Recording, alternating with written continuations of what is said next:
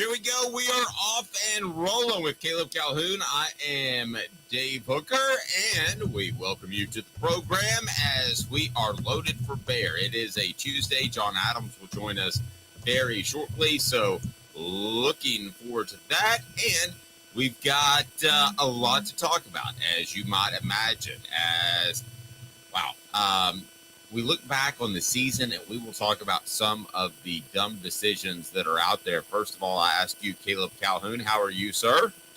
Pretty good. How are you doing, Dave? Never better. Battled a little bit of a cold yesterday, and I am good to go and ready for Alabama week. So a lot on the program as we will look forward to Alabama. Also plan to be joined by one of our good friends, columnist with Gannett News Service, and Blake Toppmeyer will join us later in the program.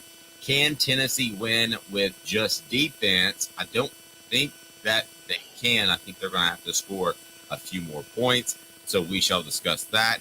Also, seems like everybody wants to make a comparison with Joe Milton and somebody else.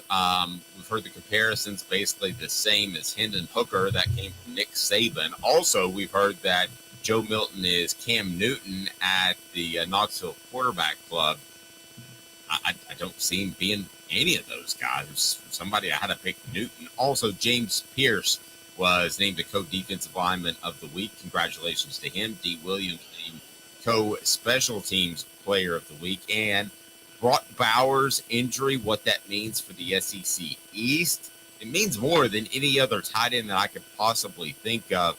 And we'll have Football IQ coming up every Tuesday, which talks about the dumbest coaching moves of the weekend, which aren't really difficult to come across. Did you have any struggles whatsoever coming across some dumb coaching moves of the weekend? I had a few, Dave. I will say that, but it wasn't as bad as last weekend. I'm going to give coaches a break. It was based on the standard of how dumb some of the decisions coaches genuinely make are. I don't think it was as bad as it was a week ago, but there were still some that really, really stood out. Okay, here we go. Let's get rolling with John Adams joining us now. And John, how are you, sir? I'm doing well, Dave. Thanks. Appreciate that. And we've got it up and rolling as we're going to discuss first, right off the top, Urban Meyer and Nick Saban. Are they just blatant liars, or do they not pay attention? John, Nick Saban said that he doesn't see any differences between Joe Milton and Hendon Hooker.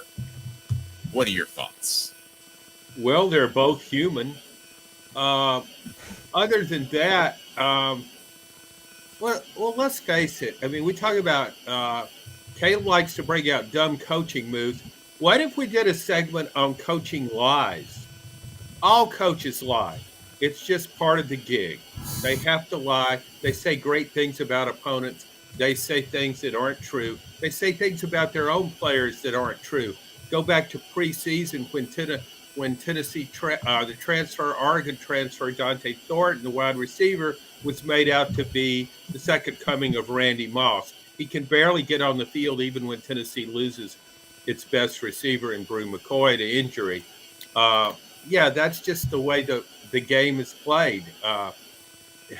That makes no sense. I mean, Joe Milton isn't Jarrett Garantano. Yeah, no. Wow. Let's get into that for a second. And I like how you reference Dante Thornton. He does. He's more like Randy Drops instead of Randy Moss. As far as Cam Newton, should we put those? Yeah, come on. Should we put those comparisons aside? Because John, yes, the two might line up and in a straight line be able to run the same 40 time. They might be very similar in arm strength and all that, but I think people forget that Cam could throw the ball with a whole lot of touch. Cam Newton probably had the most dominant season in SEC history. I've seen all the great quarterbacks dating back for 50 years. And that one season when Cam led Auburn to a national championship, He was phenomenal. He did everything. I can still remember him going out, splitting out wide to the right, go to the Wildcat package, catches a touchdown pass over 2 defenders. Just an amazing athlete. As you said, great touch. I remember in an SEC championship game against South Carolina, last play of the game, launches a Hail Mary. He flipped his wrist, 50 yards, boom, touchdown. No, that's just a really silly comparison. I don't know why anybody would say that. They're both tall. Yeah, and let's remember, Caleb, Urban Meyer has a lot of football to watch to be an analyst. Is he watching each and every game? Caleb, I doubt it very seriously. No, he's not. And to his credit, he said he's not watching as much Tennessee, but he based this off of Joe Milton's size and things like that. But Urban Meyer did coach against, well, he didn't coach against Joe Milton because he was already gone by the time Joe Milton was at Michigan, if I'm not mistaken. But at the same time, he's familiar with Joe Milton because I'm sure he knew him on the recruiting trail from 2018. So I think Urban Meyer is just flat out lying on that. And I mean, honestly, I think Nick Saban's lie was worse. I'll just tell you guys that right now. I think it was even more embarrassing because he is studying Joe Milton. Yep. Go ahead and get on board now. Hit that like and subscribe button. We greatly appreciate that. Talking Joe Milton, and it's brought to you by AndyMasonRealEstate.com. AndyMasonRealEstate.com. Best prices, service in the biz, and it's not even close. That's AndyMasonRealEstate.com. Over 40 years of experience in his office, and he will take care of you. He has done so for me. Best realtor in East Tennessee, no question about it. John, so where are we with Joe Milton? It has become readily apparent to me, as I reported a long time ago, that it is Joe Milton's job to not only lose, but have to give away practically. And I don't see any change with Nico or anybody else out there. We had some people in the message board asking, could Gaston Moore do the same thing that Joe Milton's doing now? I kind of giggled at first, but could he? Dave, he went 11 of 22 for 100 yards against Texas A&M.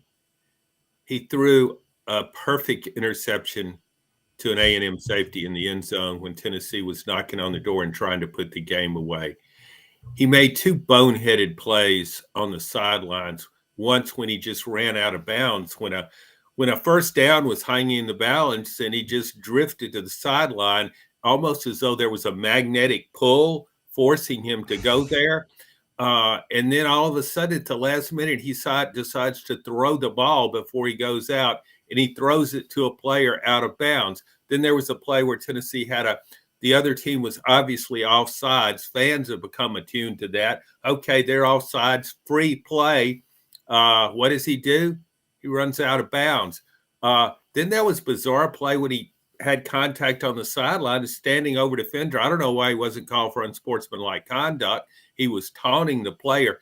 Quarterbacks don't do that stuff.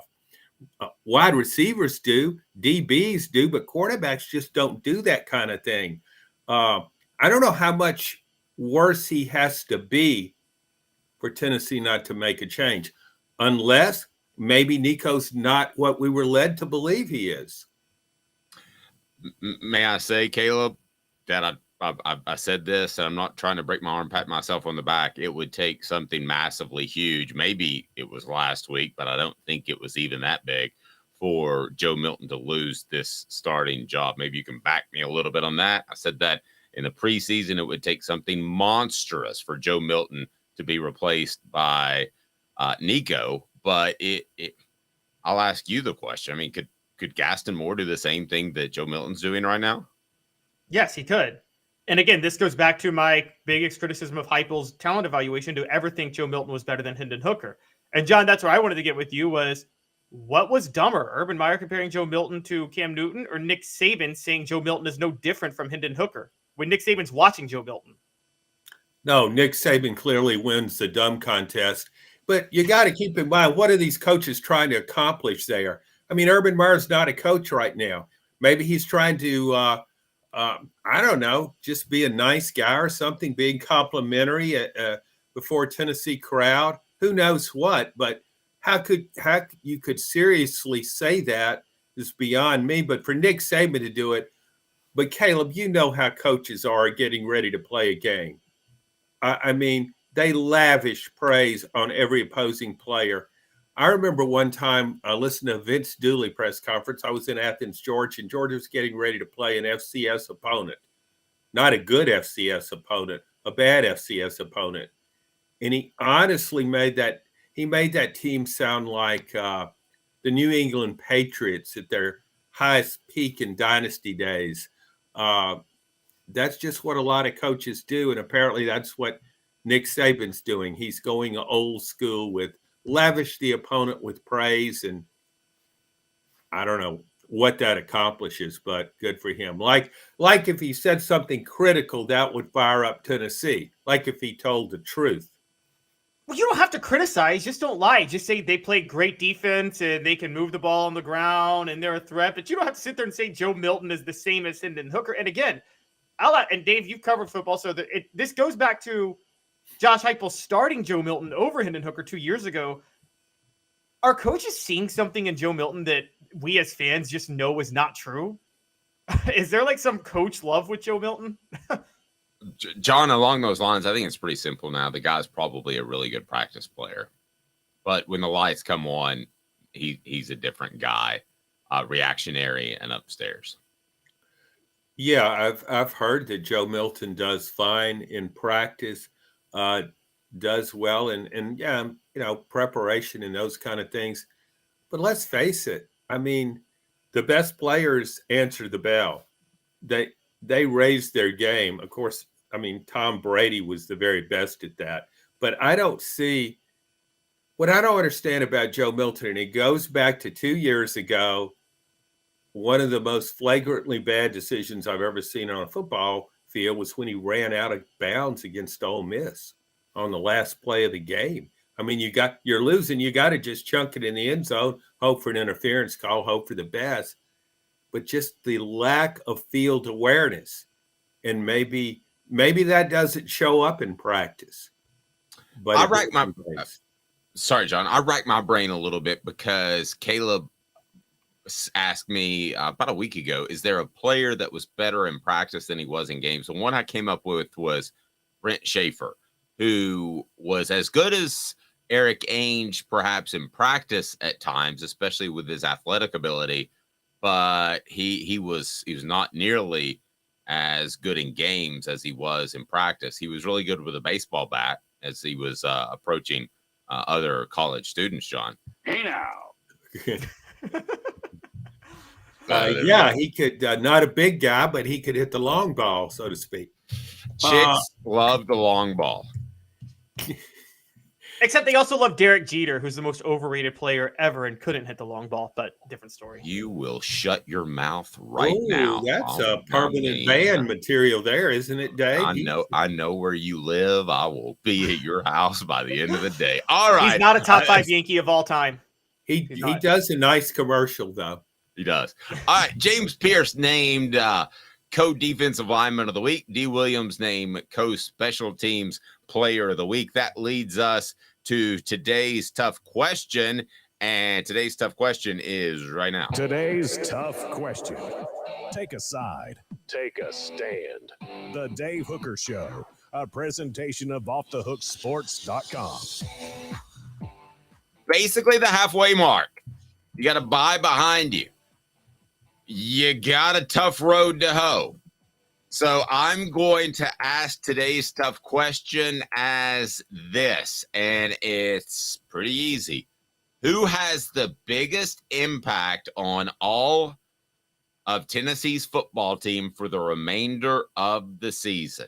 And I'm going to go first because I'm going to go ahead and tell you it's James Pearce. And here's my reasoning behind that. I think he's got 2 strip sacks in him at least.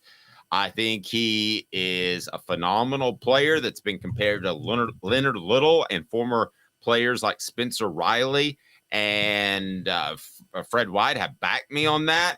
I think he is the guy that Tennessee leans on to win games that perhaps they shouldn't, which would be an Alabama or a Georgia, and close out the season, the second half, winning games that they should going away. So I think of all the players out there, it'll be James Pearce. I would have said Brew McCoy before he got hurt. So, John, we know that Pearce wins co-defensive player of the week awards by the SEC. Dee Williams, which they refused to play on offense, co-special teams player of the award. Who has the biggest impact in terms of wins and losses for the remainder of the season? And if you want to, you can even go negative in that Joe Milton might not play well in a game and cost them one or two losses. So what say you, John? Then I'll go to you, Caleb. I thought you were going to compare James Pearce to Cam Newton. I'll go with the player that I think's had the most impact on the first half of the season, and that to me is Cooper Mays. The difference in Tennessee's run game and its overall offensive line play with Cooper Mays is honestly pretty stunning. Tennessee just ran for 232 yards against one of the best run defenses in the country. Alabama couldn't run the ball against Texas A&M. Nobody else has, really. That Miami threw the ball spectacularly against the Aggies. But Cooper Mays, the difference he makes is just, I guess I'm playing to your show because he's a member of your team here. But I just think the difference Cooper Mays makes is tremendous. Mays here. Hit like and subscribe. Thank you, Cooper. I will do that as soon as I get off the show. I think you can do it now. Oh, okay. James Pearce, so he plays like somebody that should be playing at Alabama, Georgia. He's the kind of player that Tennessee is accustomed to playing defense against them that just absolutely wrecks their offense. So yeah, he's a terrific player, and I can certainly see why you would single him out. All right, Caleb, how about you? Who has the biggest impact in the second half of the season? I should have gone Cooper because he said this for me. Cooper Mays here. Hit like and subscribe. Thanks, Cooper. What do you got there, Caleb? Well, I want to I want to, for my OCD purposes, and since we mentioned him, I want to say Dee Williams, but I just can't because they're not going to use him all on offense. And how many times are you going to get a chance to run one back for a touchdown? So between James Pearce and Cooper Mays, I got to side with John, Dave. It's Cooper Mays. Because I don't think I got to be honest. I thought Tennessee's run game was highly overrated heading into the Texas A&M game because Cooper Mays had played one game, and before that, the only team that was legitimate with any legitimate run defense they played was Florida, and they got stuffed. So the question was, can their run defense play well, or can their run game, can their run offense play well against a good run defense when Cooper Mays is in the game? And they showed me they could. And they showed me this is a legit run game. I don't think they don't win that game on Saturday without Cooper Mays. And there's no debating that. Mostly because one of the things that was missed in the Texas A&M game was they didn't actually score on a lot of possessions. Obviously, they only had one offensive touchdown. And really the offense only scored 10 points legitimately. The other 10 were set up by turnovers and a punt return. But they stayed on the field a lot of times and they moved the ball. And that was a huge help to the defense in stopping the run a lot of times. So I'm going Cooper Mays. So guys, let me throw this out there. And maybe I should have gone Cooper because I don't think Tennessee beats A&M without Cooper, to be real honest with you. So who's third? If it's not Cooper, if it's not James Pearce, who's right behind that? I would have to say most impactful is Joe Milton, but I don't mean it in a positive way. That's a good question. I think there's a drop off there. I think Omari Thomas is playing well on defense. I might kind of lean toward him because it's not just James Pearce. I mean, the overall surge in that line, and you saw it against Texas A&M. Max Johnson, Texas A&M quarterback, who I give a lot of credit, as I did Spencer Rattler, for simply surviving a Saturday in Neyland Stadium with that rush. Just overall surge. I think Omari Thomas is a really good player, so I might go with him offensively. Maybe Jalen Wright. I think Jalen Wright is now making plays. I I mean, I thought of him as a solid SEC running back, but now I see him as more than that. I saw him as a guy who could get what the defense gave him, what his offensive line gave him. But now he's making plays, he's breaking tackles, he's got really good running instincts. So I really raised my opinion of him, and so either one of those guys, I guess, would be my pick. Yeah, and to the message board, Travis says team fell apart without Cooper. That's true. If I could change my vote, it'd probably be that. And look at this. I never thought we'd see this. Kamal Hadden gets a vote. We were absolutely beating him up, and suddenly he's become one of the better cornerbacks in the league. Is that too strong? Yes. Yes. Yes, You're not a Kamal Hadden fan, John? No, I mean, I just don't think he's one of the better cornerbacks in the league. He's playing better, but I wouldn't consider him one of the better cornerbacks in the league. A lot of good cornerbacks in this league.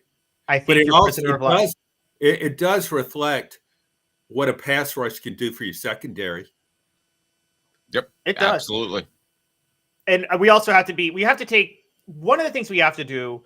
Cooper Mays' play was more impressive than the pass rush last week, because we have to remember Texas A&M has a right tackle, Chase Basantis, I think, who probably should just hang it up and never play football again. The way he's looked the last 2 weeks, I mean, it's the worst play I've ever seen by a blindside tackle in the. So you're saying he could? Are you saying he couldn't start for South Carolina's offensive line? No, I don't think he could. He was horrible. You know what his PFF grade was on this over the weekend, John? No. 23. What? 23. You know what it was the weekend before? 17. That's on a scale to 100. I hope his family doesn't subscribe to that. Wow. If John, let me ask you this. James Pearce will win more games for the Vols than Joe Milton will lose more games for the Vols. That's toughy thinking. Yeah, I just think it's a really odd question. I don't think of it as being tough, just an odd question. Comparing a defensive player to the quarterback. I think right now, after watching the A&M game, I would say that that Joe Milton, if he plays the rest of the way, would lose more games than James Pearce wins. Time for what the H? What the? What was he thinking? Release the hounds. The Dave Hooker Show. Keep cool. A presentation of OffTheHookSports.com. What the H brought to you by our friends at City Heating and Air Conditioning, cityheatandair.com. Brock Bowers, give us the latest, Caleb, on his injury. What do we have with Brock Bowers, the tight end from Georgia? How long is he out, as he was banged up on Saturday? So Brock Bowers is out for a few weeks, is basically the official position, which isn't an official number, but he had a high ankle sprain and he had to have surgery. It was in the first half of Georgia's 37-20 win over Vanderbilt. The recovery time is about 4 to 6 weeks. That's before he can get to be 100%. But as we know, Brock Bowers, from the Tua Tagovailoa injury in 2019, that can be a nagging injury that slows you for the rest of the year too. So, well, and the Cedric Tillman last year too was a high ankle injury. He had the rope procedure or whatever that's called. Boy, that worked out real well. And I think Brock Bowers opens up an opportunity for Tennessee to beat Georgia. That sounds insane-o, but I'm not 100% sold on Carson Beck. I think Brock Bowers was the guy you check down and you save a play with. And to say that a tight end could affect who wins the SEC East or SEC overall sounds insane-o, but Brock Bowers being out for an extended period of time and quite possibly the Tennessee game, I think it's huge. That's a tight end. So what the H, but I think it holds some merit. You? Has insano become a word? Did I miss that grammatical transition? It's big with the 45-year-old plus demographic. Okay, so it's like it's worse than just being insane. Yeah. Okay. You're a whole nother step. It's okay. I'll remember that. It's when you really Insano is when you really affect society. Insane is just when you're hearing voices and you don't actually act it out. It's like when you say bizarre and then you move it up to bizarro. Yes. Okay. All right. What was the question? Oh, no. Brock Bowers. Brock Bowers, you can't just think of him as a tight end. I mean, he does everything, and he draws double coverage. He's a terrific blocker on the edge, which tight ends are supposed to be able to do.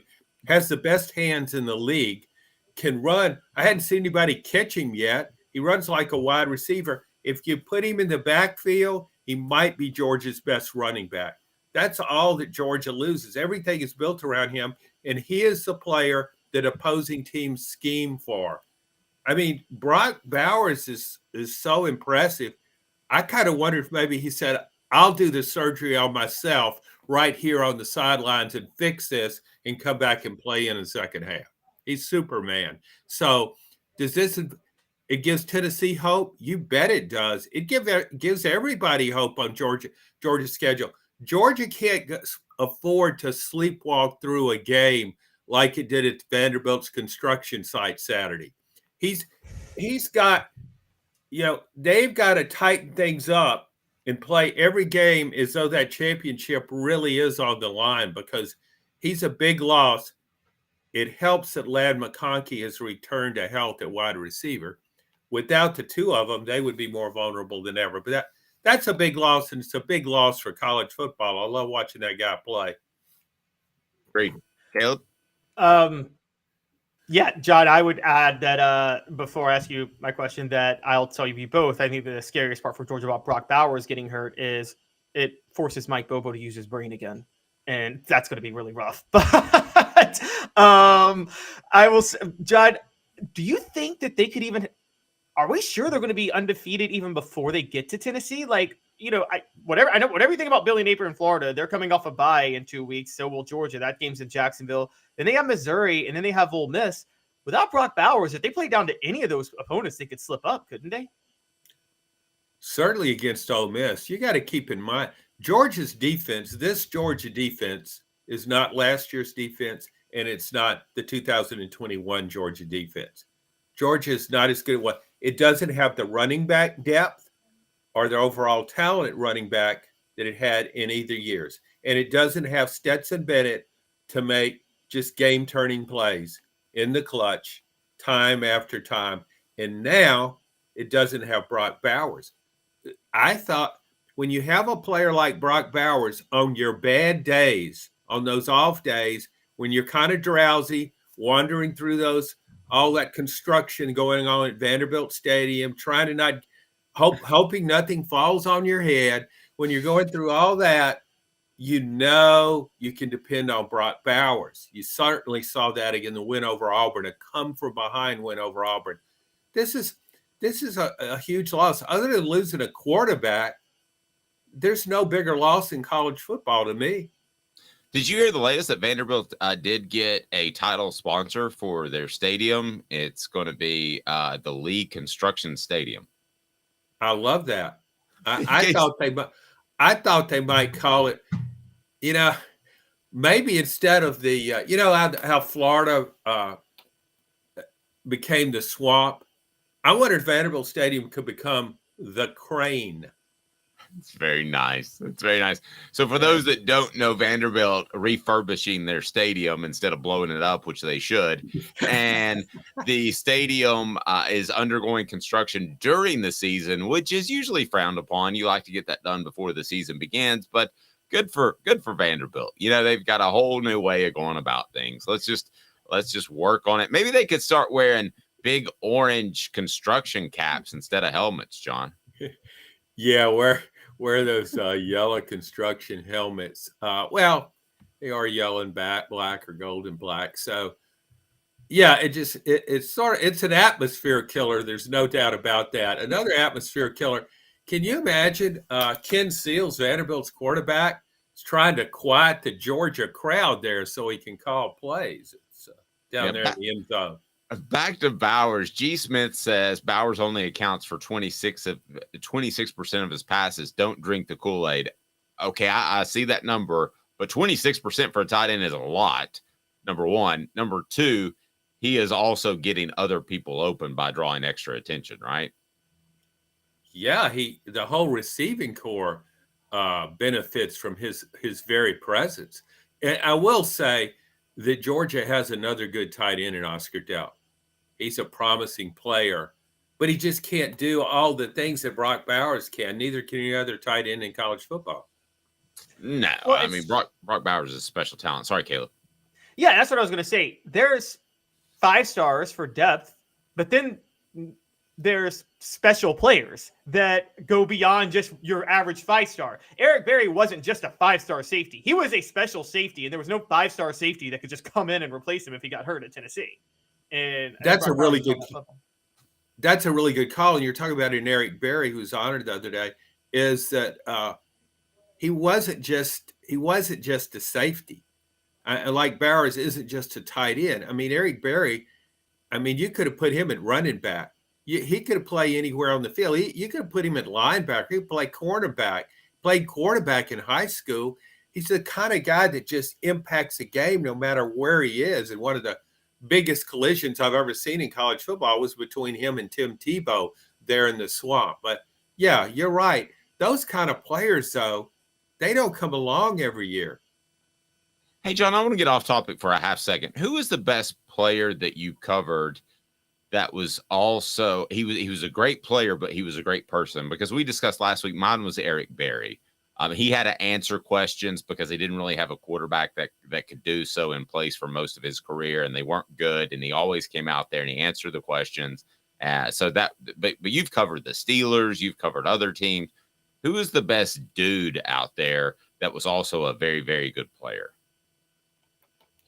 Yeah, well, Eric Berry comes to mind. That's something I'd have to covered a lot of ground there, Dave. I've covered a lot of players, but you know what? I'd go way back. Talk about going old school. I'll go beyond old school. I'll go old school O, kind of like Insane from Insane O. Okay, I'd go back to Archie Manning. Wow. Yeah, you did go back there, John. He took a lot. I've heard from a lot of New Orleans media. He took a lot of heat and always would stand and talk to everybody after every Saints loss when it wasn't his fault that they were losing. I can remember. Keep in mind, he was a legend at Ole Miss. A legend. They named the speed limits are 18 miles per hour now on campus because of Archie Manning's number. Then he goes to New Orleans where he's expected to be saviors. There are no saviors for those Saints. They were too bad and too conditioned to losing. So he actually made All-Pro one year and was Offensive Player of the Year. Incredible achievement. But as Caleb pointed out, I've been in that locker room.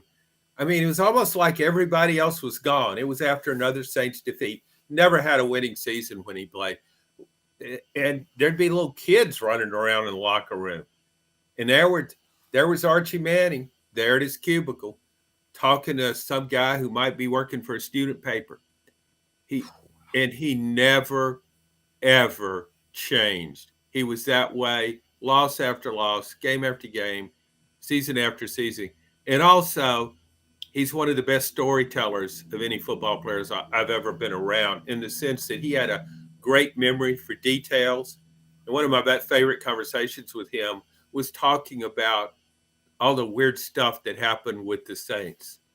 And he had a really good memory for that. So he really stands out. I know it's a completely different era, but he was just a tremendous player and a great person, and a great person to have in your locker room. Interesting stuff. Be sure and click that like button. If you haven't subscribed yet, we need you to do so. Also, a special announcement: if you would like to order my book, which John's already read 5 times and absolutely loves it, you can get autographed copies by the players involved, including Fred White now, Billy Ratliff coming down the line, also autographed copies by maybe a guy who wore 27. We're working on that. So you can order autographed copies. It's never too early for the holidays because I don't think we're going to have a ton of autographed copies. So go ahead and do that. You can click on the link right below. So, John, changing gears on you a bit, it's time for Just Dumb Coaching Decisions, which we see. It's our football IQ segment, which is taking the internet by storm. John, I know you've probably got a couple that you want to throw out there, but we're going to get to those here momentarily. And we're going to discuss some really dumb coaching decisions. And there are quite a few. Prime time makes the dumb list. After this, 2 minutes with John Adams, Off the Hook Sports. Sun, sand, and salt water, the beach is a very relaxing place. Unless you wear contacts. Ow! Open your eyes to the best the beach has to offer with LASIK vision correction from Campbell Cunningham Laser Center. Sports Treasures in North Knoxville is one of the South's largest sports cards and memorabilia dealers, featuring over 10 million sports cards from vintage to modern. Sports Treasures carries a full line of hobby boxes, singles, autographed memorabilia, Tennessee Vol collectibles, fan cave decorations, and so much more. See a museum full of collectibles at Sports Treasures, 4819 North Broadway in Fountain City, and Sports Treasures on Facebook. Sports Treasures, where the real sports fan goes to shop. Have you seen the latest TriStar Hats Co. product? TriStar Hats Co.? What's that? You know, those really cool hats, shirts, tumblers, and even license plates with 3 stars like the official Tennessee flag and stripes like the American flag. Pretty patriotic if you ask me. Gotcha. Seen those. Those are cool. Where can I get them? Simple. TriStarHatsCo.com. And if you order now, there's 10% on any order $50 or more. Plus, use the promo code HOOKED. With the promo code HOOKED, you get 10% off. That's hooked. And don't forget free shipping with any order over $50. Stock up at TriStarHatsCo.com. That's TriStarHatsCo.com. There are plenty of wannabes out there, so make sure you go to TriStarHatsCo.com for the best quality and customer service. Will do, and I'll be sure to use the promo code HOOKED. That's hooked when I do to save an additional 10% off. TriStarHatsCo.com. TriStar Hats Co. is a trademark of TriStar Hats Co. LLC. Any use without express written consent is prohibited. A college football tradition like no other. Yes, sirree, boys and girls. Or a guy that just won't leave. Wow, that is sad. The Dave Hooker Show, YouTube, Apple, Spotify, and the free Off the Hook Sports app. A presentation of Off the Hook Sports. Back to Dave Hooker. All right, fill it in on the message board. Dumb coaching decisions. It's our football IQ segment, as there are a lot of coaches that may be lacking a couple of points on our football IQ segment. As we look back on the weekend, John, any stand out to you? Because Caleb loves pointing out when people look dumb, so we have plenty to go to, but I'll give you the first crack at this. Well, thanks. And Caleb does a really good job of specific plays, specific boneheaded plays where everybody watching is going, what the H? Jimbo Fisher, or maybe call him Dumbo Fisher now, just really sticks out. He just really sticks out to me, not just because he's the most overpaid football coach in college history, and not for just one blatantly awful decision he made Saturday against Tennessee, but the game was a continuation of the Alabama game as far as A&M is concerned. A&M could have won both games. It could have beaten Alabama. It could have beaten Tennessee. Jimbo just seems so disengaged. It's kind of like, hey, I'm just a coach. What am I supposed to do about this? And maybe some of this is on Bobby Petrino, but how can you not make a greater effort to get Anaya Smith the ball? He's one of the premium playmakers in the country. Do a jet sweep, running 5, put him in the backfield in the Wildcat 5 times. Do anything, throw a bubble screen. It was almost I feel like Jimbo Fisher's instructions to quarterback Max Johnson, who I thought played a really tough game against all odds and with virtually no help, except from that right tackle that that Caleb gave so much praise to. I just thought he could. It's as though Jimbo handed Max Johnson the football and said, "Go get him, kid. See you after the game. It's your baby." Yep. Jimbo gets a. You suck. All right, Travis. That always makes me laugh, Dave. I know it's hard to beat, and it's right after the point where Bob Barker, rest his soul, fights Happy Gilmore. Which, yeah, you want a piece of me? I don't want a piece. I want the whole bit. Bob Barker, by the way, did you know that he was a boxing champion in the Army? John, you were in the Army. Fortunately, I didn't have to box anybody. I got just about knocked out by a pugil stick by a Texas Southern nose tackle. But a lot of people don't know. John was a war hero. If not for John, we'd all be speaking English right now. No, you'd all be speaking Nebraska-ese because the Cornhuskers would have invaded Kansas in my post at Fort Riley. Where he was stationed. During Vietnam, John was approximately 6,000 miles away. Mel Tucker says hi. Kirby Smart haircut, not a good decision. We've got a lot of people that are throwing it out there as far as dumb coaching decisions. Our football IQ segment is brought to you by our friends at Herald Group Security Solutions, leadership experience, specialization, addressing problems through unique mission-specific mitigation techniques, making your children safer one school at a time. We're working with private schools, but we're going to get those public schools involved. Herald GRP, heraldgrp.com. Go to your school administrator. Say, I want my children to be safe with highly trained security individuals, and we'll get this done in public schools as well. Caleb, let's go football IQ. Who have you got? Who made the dumbest decision over the weekend?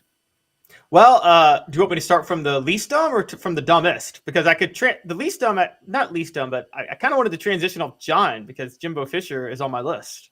We can do that. And Rocky Top T saying Rocky Top Tom saying worst dumb coaching decision all year, keeping Joe Milton at quarterback after it's clear he can't cut the cheese. I think cut the cheese means something else. Caleb?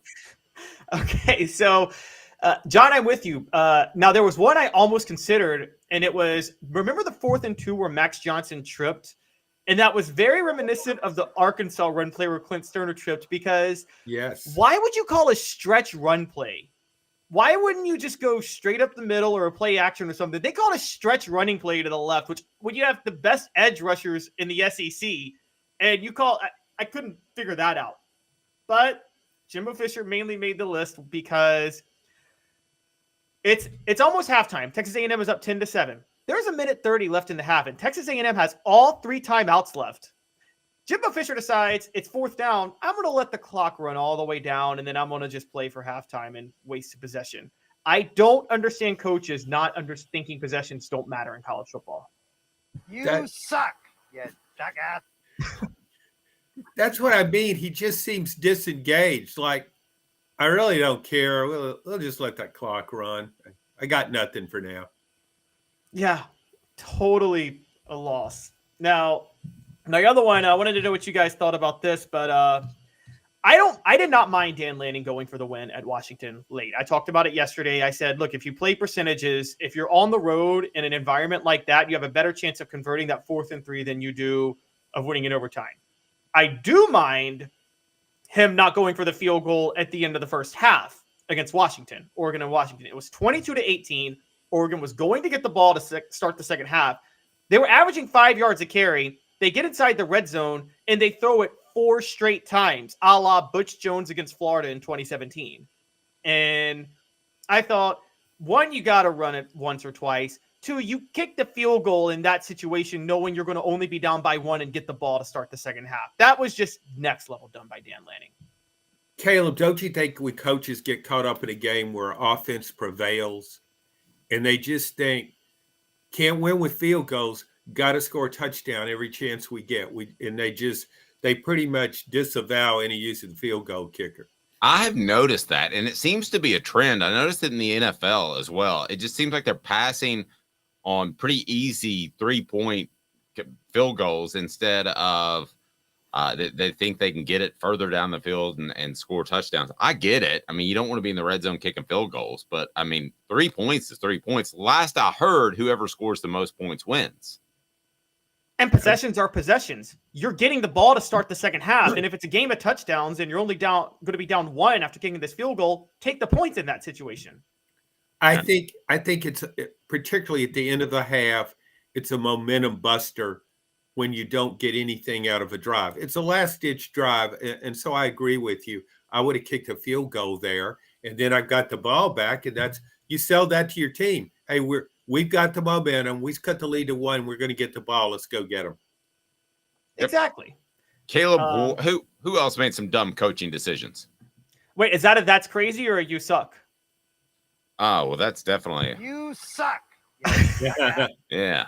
It's crazy too, but crazy means that he just lost track of the game. The jackass one means he just didn't show off his higher intelligence. Could you change that? That's crazy to that's insano. Yes, I can change it to that's insano. Okay, Captain Insano shows no mercy. Anybody? I got it. Yeah, Captain Insano. That was from I can't remember the movie. Waterboy. Waterboy. That's right. All right, Captain Insano. John's new perfectly nickname. As John, I know you're from there. I feel like Waterboy's a great documentary on what life is like in Cajun, Louisiana. And but that's another show. I'm sorry. That's another show. Oh. So the other one, and I feel like he makes this list every week, and I know y'all like him, but Sam Pittman. I got to bring Sam Pittman in. Everybody's going to give him praise for Arkansas playing Alabama close, but it's the first half. It's 4th and 1 at the 34. Alabama's up 21-6. The game's getting away. Sam Pittman runs the clock down and then calls a timeout only to punt the ball. And that's crazy. Yes, like it's Alabama. You got to play field position with Alabama because we're 2 evenly matched teams here. No, you're not. You got to go for points in possessions against Alabama. Yeah, that's almost the flip side of the Dad Lanning critique. Arkansas was obviously the inferior opponent down there, heavy underdog. You got to have a sense of where your team is, where it stands, and what's going on in the game. I didn't think Sam Pittman did very well in that game. I don't think Sam Pittman's doing well this season. I think Sam Pittman is coaching himself into trouble. He gained a lot of favorable attention, as he should have, for ending a Vanderbilt-like losing streak when he arrived at Arkansas. Had lost 20-something straight SEC games, kind of turned it around. But what has he done lately? The program's headed in the wrong direction, and I think the team is better than what its record is. All right, Caleb, what else you got? All right, so a couple more. Lance Leipold, who I actually think is a good coach at Kansas, but I had to drop a football IQ one on him. Here's my biggest pet peeve, and coaches still do it, and it's next level stupid. When you burn a timeout late in the game to talk about a 4th down play, knowing you're going to need that timeout if you don't get it, it's so dumb, and they do it all the time. I don't know how coaches don't know math, but this is peak evidence of how coaches. It's the most consistently stupid mistake. So Kansas gets a 9-yard completion down 36-32 to Oklahoma State, brings up a 4th and 1. And Lance Leipold takes a timeout to talk about a 4th and 1 play. You should already have the 4th and 1 play prepared. You should already have it ready to go. And they don't get it. And by the time they get the ball back, there's 15 seconds left instead of a minute left because of that. You can't go through watching a football Saturday without seeing that happen. That's and coaches always tell us, we've got to play for every situation. We got a 2-point conversion play. I remember last year when LSU beat Alabama and went for the 2, Brian Kelly talked about, we had this play. We thought it might work. Prepared for it. You're prepared for 4th and 1 against any defense. You've got to play. It's almost like, oops, I forgot about that play we had. It happens. Exactly. It happens again and again. I don't get it either. I don't know how you don't have a 4th down call and a 2-point conversion, maybe 2 or 3 of them, ready to go at all times in case you need it. It should be in your back pocket. Put it on that clipboard that you lean on. It shouldn't be difficult. The call should be made immediately. What else you got, Caleb? All right, and here's the final one. And I've been all over the place on not going for it or going for it, but I had to drop a football IQ one to Deion Sanders because you don't blow a 29-0 lead unless you make some coaching blunders. And the key coaching blunder is at the opening drive of the second half, excuse me. They go down to the Sanford 45. They're still up 29-0, and they bring up a 4th and 2. It's 4th and 2. Now, 95% of the time, I do believe you go for it in that situation. I don't believe in punting. But the 5% is when you're up 29-0, and you don't want to give the other team any momentum whatsoever. And he goes for it on 4th and 2, and he has Shedeur Sanders in a deep back in shotgun, do a 5-step drop. He doesn't have a blocker to pick up the blitz. So Shedeur Sanders gets sacked, and that totally changes the game. I have no problem with him going forward on the second 4th down that they didn't get later in the game because that's flow of the game slipping away. But this 4th down, where if you punt it, Stanford's down 29-0, and they're going to have to go to the length of the field just to make it a 3-score game. It was just so stupid to go for it in that situation. I believe what Deion Sanders was thinking. I think he'd pulled off his thinking cap, and I only saw the first half, so Colorado was beating Stanford to such a degree. I don't think the game was over in Deion's mind. Yeah, let's see how many points we can score here. I just don't think he had any idea that Stanford could come back.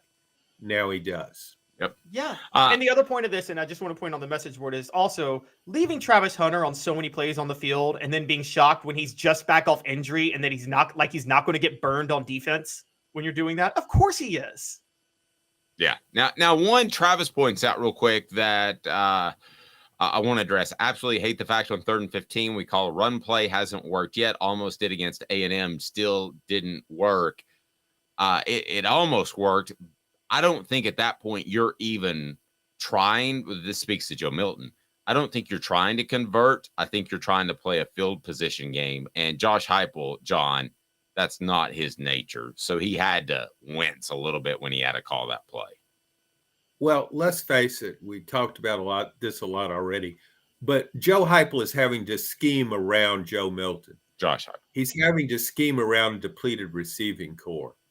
And I get emails criticizing Josh Heupel for his play calling. Well, you got to understand, this is not the typical Josh Heupel offense. He's not calling plays for the team he had last season. He's calling plays for this one. He's trying to work around his deficiencies, and that can be very challenging at times. For John Adams, each and every Tuesday, all you have to do is click like and subscribe. Be sure and subscribe. We want to make sure that you get the notifications. We got the Vol Report with Cooper Mays, the Vol Report with Jacob Warren coming out today. Also, we'll visit with Fred White later today. So a lot going on. You're going to miss it if you're not subscribed. So click on the subscribe button. If you're on one of our audio platforms, please leave us a review. We greatly appreciate that.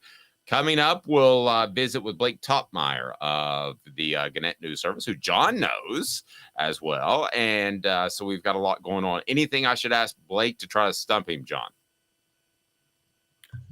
You might ask him about his new koi pond. Well, what though? How could I ask around it and be very coy myself?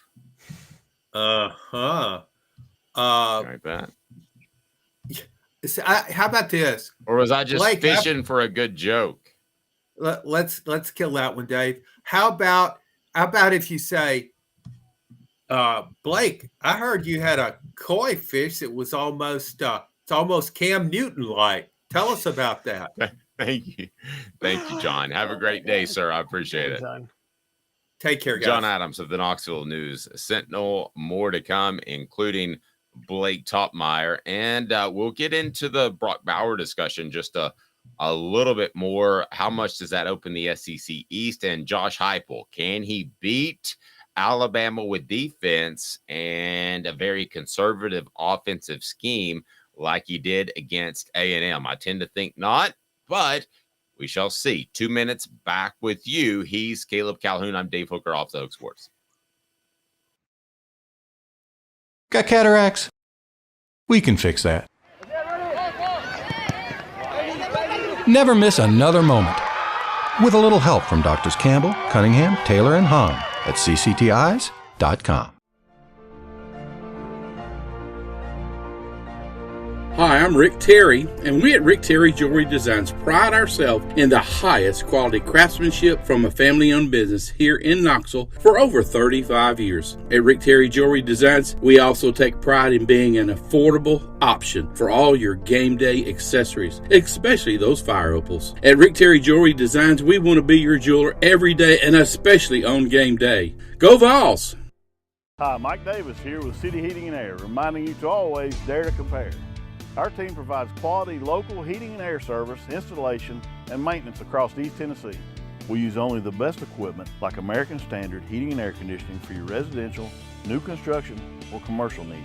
Honesty, dependability, and customer satisfaction have been the cornerstones of our business since 1961. City Heat and Air. Dare to compare.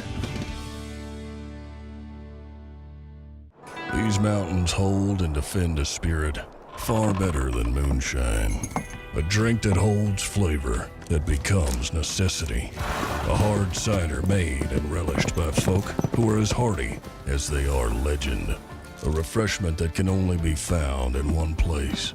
With a taste that makes you say, give me 3 bottles of the good stuff. Tennessee Cider Company, where necessity can be found.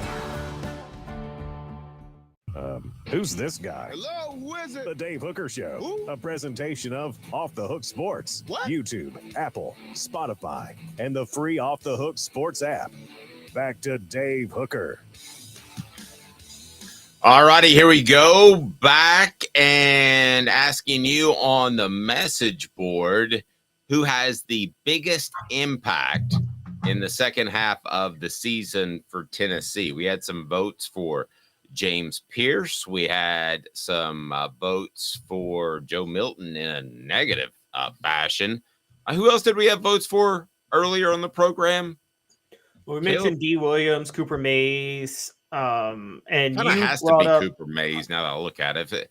We said we he forgot needed one key player though, which was Aaron Beasley. Oh, we did leave out Aaron Beasley. We got to give him a shout out too, and that's hard for me, guys. As y'all know. Couldn't we say Kamal Haddon, though? Because, I mean, Haddon, if he is not ready to go, who does Tennessee go to next? And he's had his struggles, but he's playing really well at this point. Kamal Haddon is definitely there. Now, Kamal Haddon is no Alante Taylor, who was a shutdown corner without needing a pass rush 2 years ago for Tennessee. And if Tennessee has Alante Taylor last year, plus, they probably beat South Carolina. I will say that. But Kamal Haddon has been an incredible turnaround player. And people don't like us talking, but Dave, come on. You always want at least one of your cornerbacks to have a little talk, little moxie, to do a little trash talking to get in players' heads, don't you? That's kind of the nature of good cornerbacks throughout history. I'm all for trash talking. I've got no problem with that. I know you just got to play the game. Just shut up and play the game. No. I absolutely love some trash talking. I got no problem with that. And there seems to be Gabe Judy Lawley gets a vote as far as those players that Tennessee couldn't do without or could affect the second half of the season. Does he affect the second half of the season? I don't know, but I will tell you this about Gabe Judy Lawley. And guys, I told you this in the summer. His selflessness about, hey, I don't care if I'm a starter. I don't care if I'm a safety. I don't care if I'm a corner. I just want to help this Tennessee team win. How many times, Caleb, do transfers say that? Usually it's about getting me to the next level. It's not about the team. I just thought those quotes spoke very strongly about Gabe Judy Lawley, who had an interception against A&M. Really like his play. Really like a lot about him. We're going to go with Blake Toppmeyer now, who joins us. He is the SEC columnist for USA Today and the Gannett News Service. Blake, we appreciate the time. How are you, sir? I'm doing well. You guys? Never better.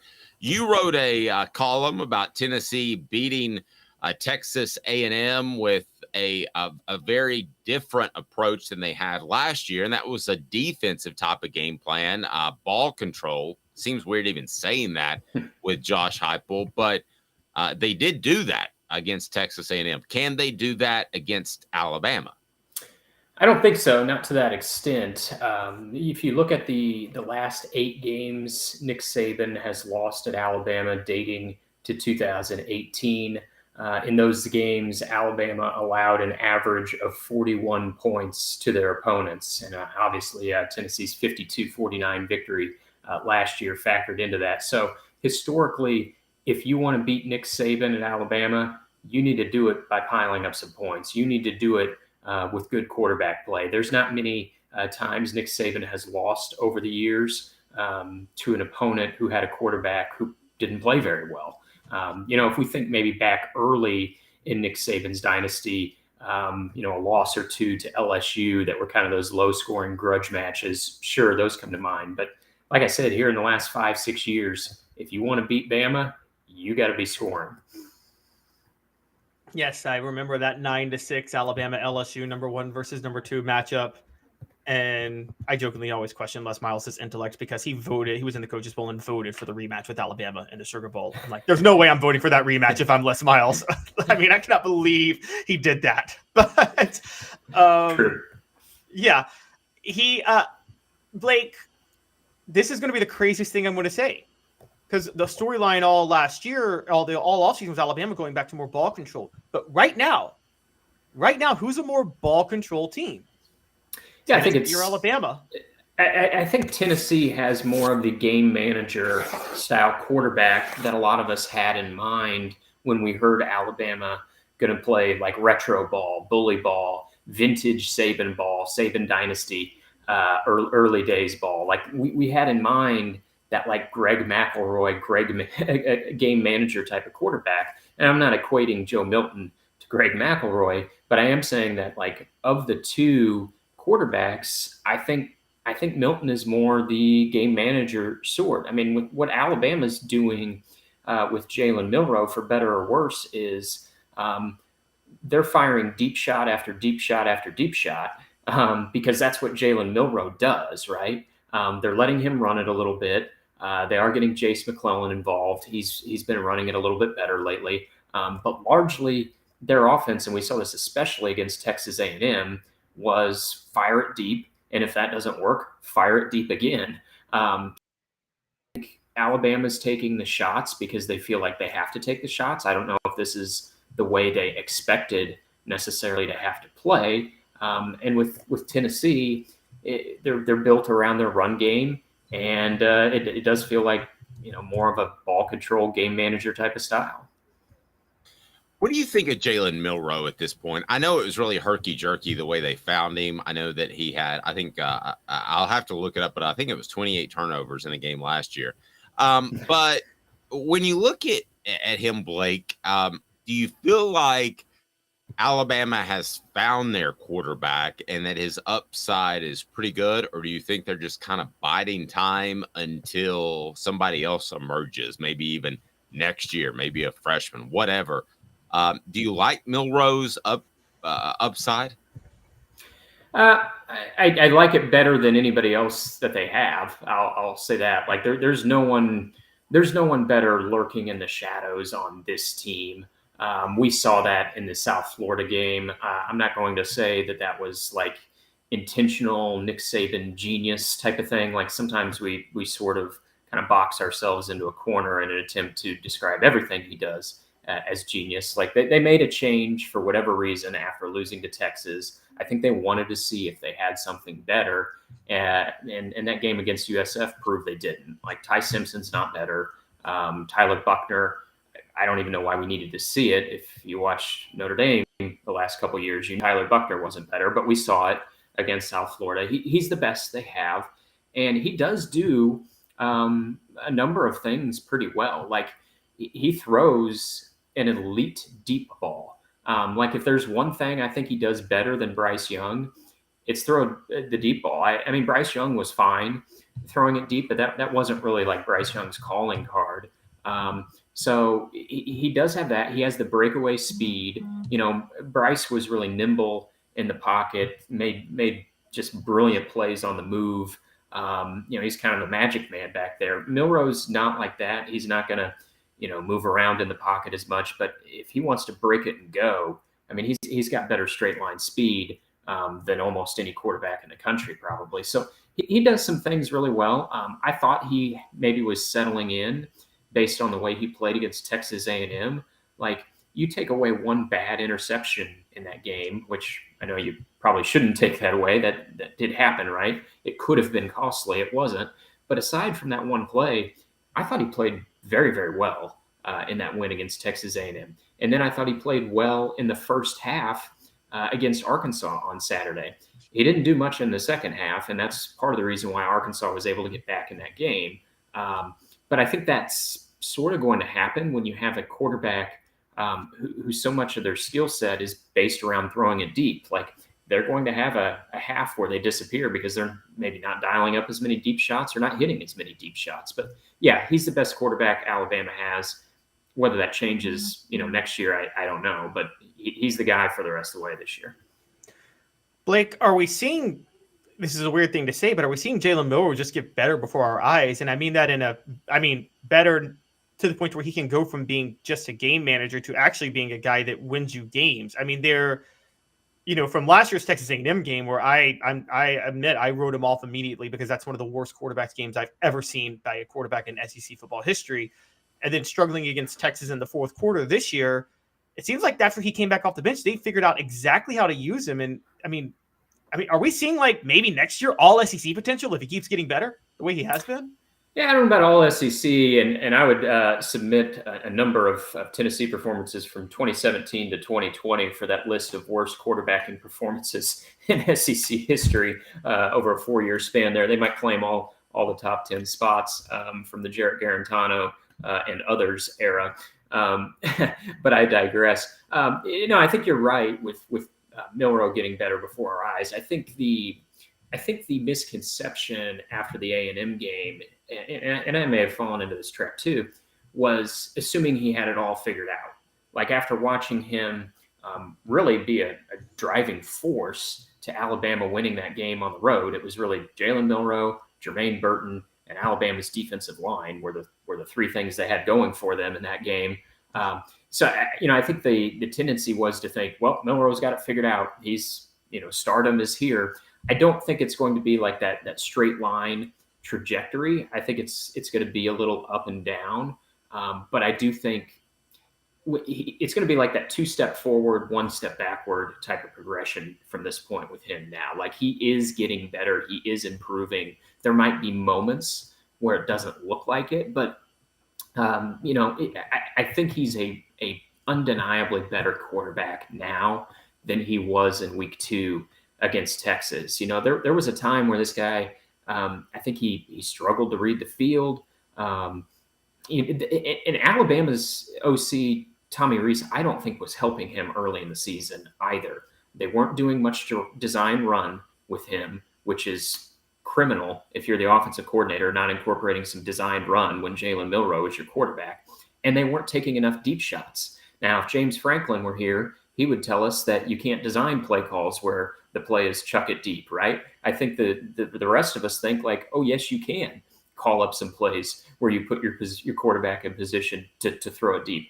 And to Tommy Rees's credit, there has been a noticeable shift in that approach since the Texas game. I don't know if Alabama would admit it, but if you just believe what you see with your eyes, like, I think they are positioning Milroe to do some of the things he does best more often. They're letting him, let it rip back there. And some guys have made plays at the wide receiver spots.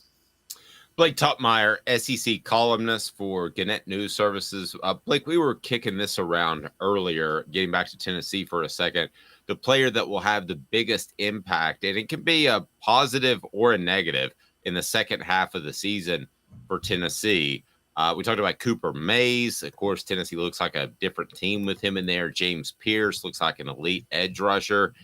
Or it could even be Joe Milton will have a negative impact. Who has the biggest impact, pro or con, for the Vols the remainder of this season, you think? I guess if I could cheat, I would say a combination of Pearce and Tyler Barron. I think that the defensive line, the edge rushers, have to remain disruptive for Tennessee, for their defense to continue performing the way it has been, and those guys have been integral to those efforts. I mean, I was on my list of concerns for Tennessee coming into the season. I thought pass rush and defensive line, I don't know if they ranked number one on my list, but they were on the list. Like when we think back to last year, they had a pretty good pass rush last season that was instrumental in victories over LSU, over Clemson, over Kentucky. And a guy in the middle of all that was Byron Young. So they lose their best pass rusher off of last season. And I thought, okay, how are they going to rally past that? And now you look at it this year, their pass rush this year is undeniably and demonstrably better than what it was last season. And in a large part, that's a credit to James Pearce and Tyler Barron. I think those guys have to continue to play well. When you get disruption up front, it makes your whole defense play better. And I'm not saying that the secondary isn't better this year than last year. I think they are. I think it's an improved group. But I think so much of that is tied in to what those guys are doing up front. If that stops, Tennessee's defense could regress, and they can't afford for it to regress with what's going on offensively right now. They have to remain this improved defense like we've seen this year. And we saw, in flashes last year, the defense had some good games, but they weren't consistent. They disappear against some of the better quarterbacks, some of the better opponents. But that defense has been pretty steady this year, and I credit those two guys I mentioned, Pearce and Barron. They got to keep it up. Blake, great stuff as always. Do you have an early feel for this Tennessee-Alabama game? Yeah, I guess, inside Bryant-Denny, an Alabama team that you would think would be hell-bent on revenge, and when I combine the uncertainty of Tennessee's offense, I think I like Alabama to win a close one. I just don't I don't know that you can beat Alabama 21-17. Alabama's their offense is not as good as it's been the last several years with Tua, with Mac Jones, with Bryce Young. They've had offensive regression too. However, I do think if you want to beat Alabama this year, it probably needs to look a little something like Texas, a 34-24 type of game.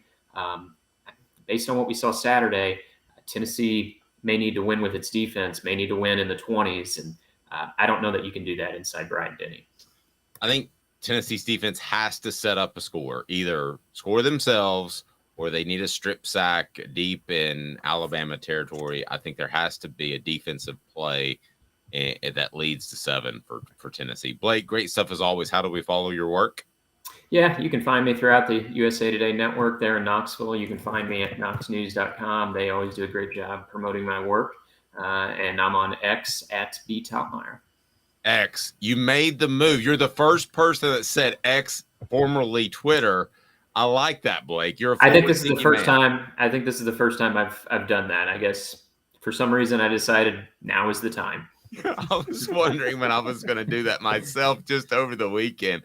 Blake, great stuff, buddy. Have a great day. Okay, sounds good. Thanks, guys. He's Blake Toppmeyer. I'm Dave Hooker. Let's talk some Tennessee basketball. Tennessee basketball ranked pretty high. What do you think of the basketball Vols and the respect they got out? They got right out of the chute, Caleb, as Tennessee's ranking top 10 in both polls. Well, I've talked for a while about the renaissance in college football where it comes to basically player teams being more defensive oriented the last couple of years amidst all the talk that, it's becoming more offense and defense is a thing. And now you're seeing defense play a much bigger role in college football, not just with Tennessee. There's a renaissance in college basketball too, Dave. In the era of one and dones, and you know this, the rankings were solely based on, it was basically whatever the 247 sports recruiting rankings was, where we're going to be reflected in the AP poll, wasn't it? In the era of one and done basketball. That's not a thing right now. And you're seeing that specifically with Tennessee. Tennessee lost Olivier Cumwa to transfer. They lost Julian Phillips to transfer. Now, they added 3 transfers, none of whom were 4 or 5 stars you would consider on 247 Sports Composite, but they're top 10 because they have Santiago Vescovi and Josiah Jordan-James back. So this is solely about belief in Rick Barnes' development and experience of players coming back, which is why they're top 10. They're number 9 in the AP poll, number 10 in the coaches. And just for context, guys, Florida Atlantic is top 10. Now, I know they went all the way to the national title game last year, but typically college basketball rankings aren't going to put you in the top 10. They're not going to base anything on what you did last year. They're going to solely base it on recruiting. They're basing it off experience, and I think they're starting to realize in this age of NIL, with the renaissance that it's happening that I'm talking about, college basketball players are realizing there's more value if they're a good player staying for a year in college rather than going to the NBA and maybe not even being drafted, where it's so selective, more so than even the NFL. Needs to be a balance.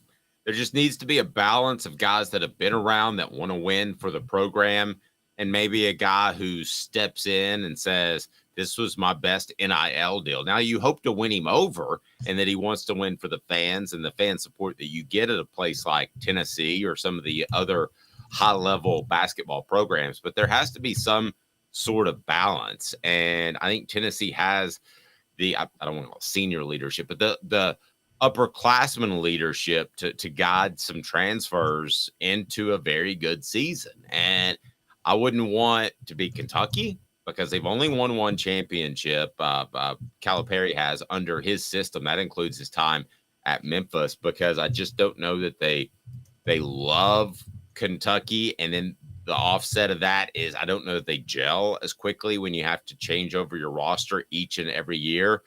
But I also don't know necessarily that I want to be the team that just completely relies on high school recruiting. There has to be a balance. Talk about your balance. Your balance will go higher.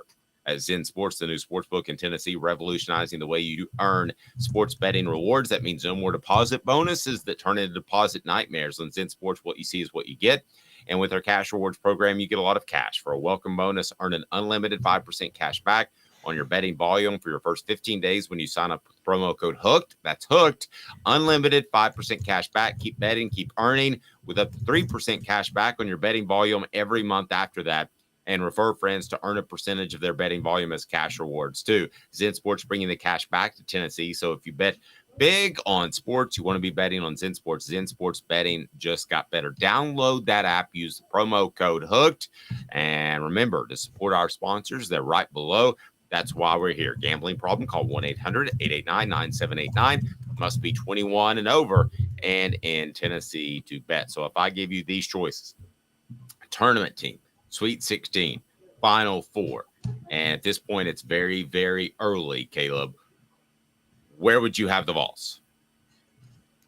Sweet 16. Now, that is with the knowledge and the caveat that we know Rick Barnes underachieves in the tournament. But I think Rick Barnes is having his own reformation, which you don't usually have it. How old is he? 66, 68, something like that? 7, I believe. Okay, so I was in between. So 67. People usually don't change their philosophies at 67. And I think Rick Barnes is changing his philosophy. The changes that he got, now he still instinctually can't help himself. He said last week, we're deeper than we've ever been on the perimeter since I've been here, but the defense is not where it needs to be. He still loves that defense. He still loves that mid-range, but he constructed his personnel based on an inside-out game where you got a lot of options from three. And I did not see that coming from Rick Barnes during this time, at this stage in his career. I mean, it's very much Nick Saban embracing the spread offense when he was 65, which he did. Nick Saban had already had an established career and said, I'm going to do this. Great point. It's a great point. And actually he's 69. I'm sorry, go ahead. He's 69. Okay, so Barnes is pushing 70. And so who at 70 is able to is willing to do that? And because a lot of our criticisms of Barnes, Dave, for years has been good basketball coach, but thoroughly stubborn in what he believes in and absolutely refuses to believe that the game is different. And look what he's doing right now. At least the way he's constructed his personnel suggests he knows the game is different. Now, he was never like Nick Saban. He never fought for rules changes or opposed rules changes to make the game different. He just kept coaching his style even when the rules changed. And so I'm thinking, well, maybe he knows the flow of college basketball. Maybe he finally realizes, I can't fully rely on the mid-range because, he has been so reliant on the mid-range for so long, and it's been costly for Tennessee. Yep. The Hemp House, the premier hemp dispensary online with a wide variety, great selection, and strict standards to ensure you only receive the best in CBD or Delta products. Go to Hemp House Chat. That's with 2 T's, hemphousechat.com, and you'll be taken care of. They've got the Big Orange Crunch. Let me pull that up. Check this out. The Big Orange Crunch is right here. You'll absolutely love it. And don't forget to use that promo code Hooked. Anything else on hoops, Caleb, from you, sir? Yeah, and here's the real standout. Dave, Tennessee is the highest ranked SEC team. Arkansas second. Tennessee is right now going to be favored to win the SEC in basketball, which they're usually the top 3 or 4 with Kentucky, Alabama, or whatever, or Arkansas. They're going to be the favorites to win the SEC. Who saw that coming? I did not. He's Caleb Calhoun. I'm Dave Hooker with you weekdays at 10 a.m. Please take a second, hit the subscribe button. If you're new to the program, we greatly appreciate that. Weekdays, 10 a.m. and wherever you stream. So give us, if you like the show, we'd appreciate a review. We appreciate having the notifications on is the big one, because what I've started doing lately, which you may not know about, is for those of you that are on an audio-only platform, I've been dropping our Celebrate 98 series on the various audio-only channels. So we would love for you to hear that. We've already got Dwayne Goodrich up, and we'll have more as we go along. So for Caleb Calhoun, I'm Dave Hooker. This has been a presentation